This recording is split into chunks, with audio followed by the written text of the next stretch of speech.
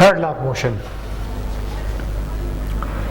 Third law of motion को समझाने के लिए डेफिनेशन लिखा हुआ है और उस डेफिनेशन के मतलब को समझने के लिए मेरे पास एक डायग्राम है। डायग्राम में हमारे पास दो ऑब्जेक्ट हैं, ए और बी, टू ऑब्जेक्ट्स। ए क्या करता है, बी पर फोर्स लगाता है जिसका नाम है F A B. F A B का मतलब है कि बॉडी ए फोर्स लगाता है बॉडी बी के ऊपर, तो उसने फोर्स लगाया। उसके बाद क्या होगा, ये जो एफ ए बी है ये हमारे पास है, इसका नाम है एक्शन। क्या नाम है इसका? एक्शन बोलेंगे इसका। फिर क्या होगा, जो बॉडी बी है ये ए के ऊपर उतना ही फोर्स एक्सर्ट करेगा जितना ए ने बी पे किया था। सो ये जो ग्रीन लाइन आप देख रहे हैं ये क्या चीज है, ये भी फोर्स है। किसका फोर्स है? बॉडी बी का ए के ऊपर। तो एफ बी ए का मतलब क्या है? Force of B on A. इसको क्या बोलेंगे? Force of A on B. ठीक है। सो जरा इसमें सीखने की चीज यहां पर क्या है, अगर एफ ए बी 10 न्यूटन का है तो एफ बी ए हमारे पास वो भी 10 न्यूटन का होगा।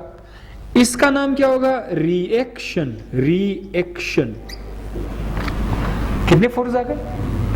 एक का नाम है एक्शन, दूसरे का नाम है रिएक्शन। मजे की बात, अगर ये एक्शन ना होता, अगर ये ए बी के ऊपर फोर्स ना लगाता तो बी ए के ऊपर भी फोर्स ना लगाता। एक्शन होगा तो रिएक्शन आएगा, है कि नहीं? आप किसी को स्माइल दोगे तो स्माइल देगा ना, अगर वो ज्यादा कंजूस नहीं है, स्माइल दोगे तो स्माइल ही देते हैं। आप स्माइल दोगे तो स्माइल मिलेगा, आप अच्छा करोगे तो अच्छा मिलेगा। एक्शन का रिएक्शन होता है, लेकिन हमेशा याद रखिए एक्शन रिएक्शन का मैग्नीट्यूड आपस में बराबर है, लेकिन डायरेक्शन हमेशा, ये देखिए मैग्नीट्यूड इसका 10 न्यूटन है, इसका मैग्नीट्यूड भी 10, लेकिन ये आपस में अपोजिट डायरेक्शन में। ये देखो action in reaction are equal in magnitude but opposite in direction. ये बातें जो है क्लास 9 के बच्चों को भी मालूम है, ठीक है, आपके लिए मैंने रिपीट कर दी।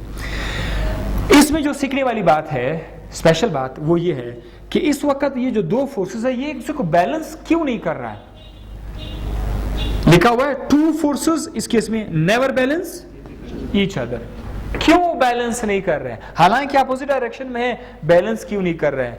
बड़ा स्पेशल इसका आंसर है, क्योंकि दोनों फोर्सेस एक्ट कर रहे हैं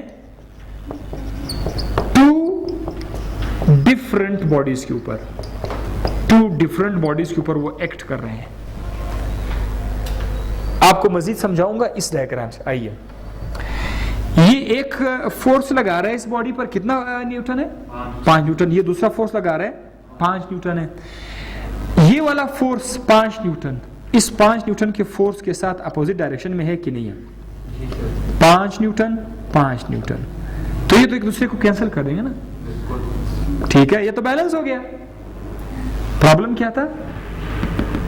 एक सिंगल बॉडी पर दोनों फोर्स एक्ट कर रहे हैं। यहां पर तो एक बॉडी ये है, एक बॉडी ये है।